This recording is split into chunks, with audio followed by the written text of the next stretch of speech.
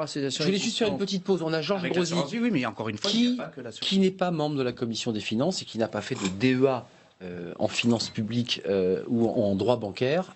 C'est notre sentinelle et je voulais savoir ce qu'il en pensait. Lui, Georges, peut-être a-t-il une assurance vie, parce qu'on a entendu tout à l'heure, et c'est vrai que j'ai regardé les chiffres, un grand nombre de Français ont 2 à 3 assurances vie. Vous en pensez quoi de ce débat sur l'assurance vie d'abord? Est-ce que vous vous sentez concerné, vous, citoyens, par le budget et par ce débat sur l'assurance vie? Bon, en tant que fonctionnaire, donc je fais partie des losers, c'est ça que j'ai compris. Et une grande question que je me suis posée, peut-être qu'un de vos invités va pouvoir m'y répondre, c'est est-ce que Florent Pagny va rester, quoi? Ça, c'est quand même un truc vital pour Florent la France, Pagny, quoi. oui. C'est important. Oui. Est-ce que vous avez des nouvelles?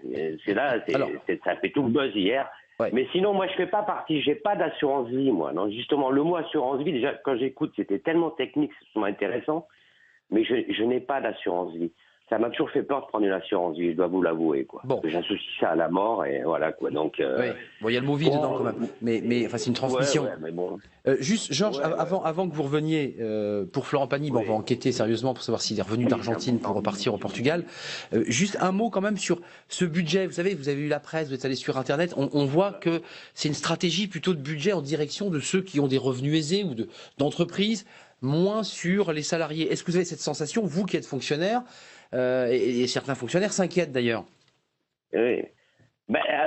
Comme ça, quand on écoute les commentaires, c'est vrai que ça apparaît plus proche pour les riches, mais quand on écoute vraiment tout ce qui est fait pour les gens, enfin en tout cas de mon niveau, moi je vais pas gagner, à part la taxe d'habitation, je vais pas être gagnant. Mais c'est vrai qu'il a bien précisé, ils assument ça, Macron, que c'est pour les gens qui travaillent, quoi. Donc quand j'écoutais le collègue député socialiste qui disait ils n'ont fait rien pour les plus pauvres, et je pense qu'il parle des gens qui sont au niveau du seuil de pauvreté.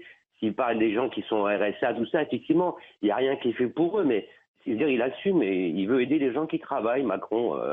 Moi, je suis un ancien, j'étais au RMI, donc je sais que d'être passé par là, mais voilà, c'est un choix politique, et voilà, il assume, et il faut aider pour investir, et il faut faire confiance aux gens qui ont du pognon, quoi. Et je peux m'incliner pour l'instant. On va voir la suite.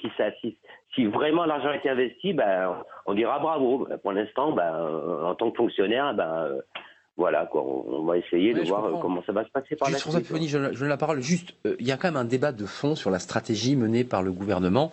On l'entend avec les mots de François, qui est un citoyen, qui est en direct avec nous, qui dit presque, j'accepte sa stratégie. Après tout, il faut donner de l'argent aux riches, aux chefs d'entreprise, leur permettre d'avoir confiance pour qu'ils puissent bien dépenser. Est-ce que cette stratégie-là, vous dites, je la comprends. Après tout, c'est une forme de... Vous la comprenez pas? Ah vous la comprenez pas? C'est ce que disent les Français. Ils disent... vous l'approuvez, d'accord. Mais c'est ce que disent les Français. Ils disent, non mais François Pupponi, on l'a élu pour socialiste. Ça. On l'a élu. Oui, il dit voilà. Mais François, il faut y aller. Allez-y. On va voir, on lui fait confiance. Voilà. Les Français sont toujours dans l'attente. Mais c'est une stratégie, c'est un choix. Le fonctionnaire dit, moi, je vais bénéficier de la taxe d'habitation. Oui, c'est tout. Il oublie juste. Je ne parle pas des impôts. Fonctionnaire, il y a le jour de carence, il y a le gel du point d'indice, il y a la suppression de 120 000 fonctionnaires. Donc,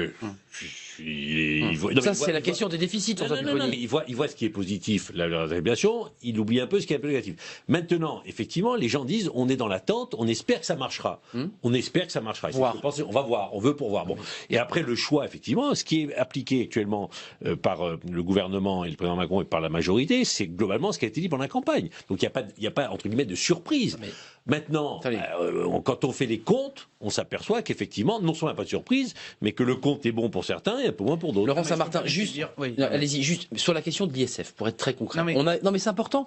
L'ISF, les personnes seront taxées sur un ISF patrimoine, au-dessus d'1,3 million immobilier. Comme il existe aujourd'hui. L'ISF capital, donc celui-ci n'existe plus et vous le réformez, vous le reformatez. Symboliquement, ça dit plein de choses quand même. Mais symboliquement, ça dit tout. Mais est-ce que vous assumez ce choix en disant c'est une stratégie pour nous permettre de développer? Non mais là-dessus, je vais alléger vos questions. Nous assumons tout ce budget, d'accord, de A à Z, parce que c'était exactement ce qui était dans le programme d'Emmanuel Macron. Là-dessus, je vous rejoins.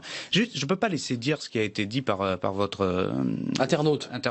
Qui vous soutient un peu quand même. Il dit il dit des choses. Il dit des choses telles qu'il les ressent et c'est important de l'écouter. En revanche, les fonctionnaires ne perdront pas de pouvoir d'achat, d'accord. Les fonctionnaires verront leur CSG augmenter. comme toutes les personnes qui travaillent. D'ailleurs, je n'oppose pas, moi, travailleurs et fonctionnaires, comme on le dit. Et il y aura, on y reviendra si vous voulez, et il y aura une compensation de l'euro près pour qu'il n'y ait pas de perte de pouvoir d'achat. En revanche, comment on peut dire ça, puisque le point d'indice est bloqué. Il n'y aura pas de mesure. Il y aura l'inflation, ils n'auront pas rattraper l'inflation. Sur la hausse de la CSG, il n'y aura pas de la CSG. Mais quand vous bloquez les salaires de quelqu'un et que l'inflation augmente, il perd du pouvoir d'achat. Par rapport à la hausse de la CSG, il n'y aura pas de ça, on parlait de tout. Si, monsieur parlait justement de ces mesures-là. Je sais pas, on leur posera. Je voudrais savoir comment ça va être compensé dans la fonction publique. Et dire que les personnes les plus précaires ne gagneront pas de pouvoir d'achat, c'est juste pas vrai. Si vous regardez bien, à la fin du quinquennat, vous mettez bout à bout toutes les augmentations de pouvoir d'achat, une personne qui sera au SMIC gagnera un 13e mois.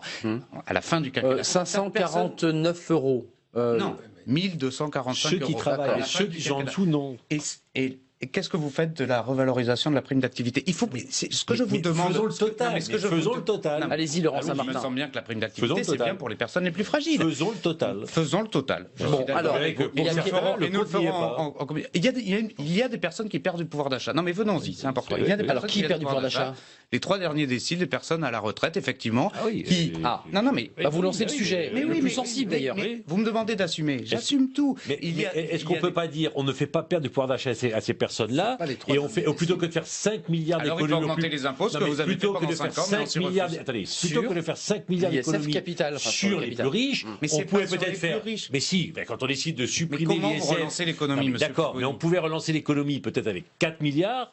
4 milliards 5 et les 500 millions, par exemple, je prends l'histoire des APL, 5 euros pour les plus pauvres, ça rapporte 100 millions d'euros. Là-dessus, c'est vous qui nous avez obligés à le faire. Pas du tout. Mais bien sûr, on avait d'autres propositions que vous n'avez pas voulu faire. Attendez, juste Charles Lecourson, vous dites tout à l'heure sur ma question, non seulement, je doute pas, mais moi je suis favorable à cette mesure. François, pour l'entreprise. Il a beaucoup de bon sens. Il a connu la galère. Il a été au RMI. Et maintenant, il travaille. Ah, notre sentinelle, c'est Georges. C'est Georges. François. Enfin, moi, j'ai entendu François. François, non, c'est Georges. Vous êtes bien Georges. C'est Georges. Ce que dit Georges, je le partage. Quelle est la première inégalité dans ce pays? C'est l'inégalité entre ceux qui travaillent et ceux qui ne travaillent pas. Voilà. Et donc, la responsabilité des élus, c'est de prendre des mesures courageuses pour encourager la rentabilité des entreprises, parce que seules les entreprises rentables créent des emplois et développent leurs activités. Donc, il faut aider les entreprises. Et donc, la suppression de les chefs d'entreprise. Puisque nous sommes la dernière démocratie à avoir un ISF, il n'y a plus personne qui a cela, qui est un mécanisme pour tuer les petites et moyennes entreprises et les ETI.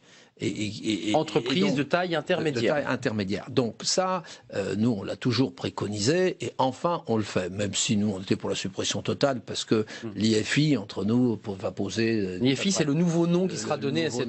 Voilà. Enfin bon, mais peu importe, c'est pas ça l'essentiel. Donc, il a plein de bon sens en disant, la priorité, c'est l'entreprise. Et ça, je pense qu'une majorité de Français, d'ailleurs, ils ont voté, les Français, sont d'accord sur cette... L'entreprise et son chef d'entreprise. Oui. Non.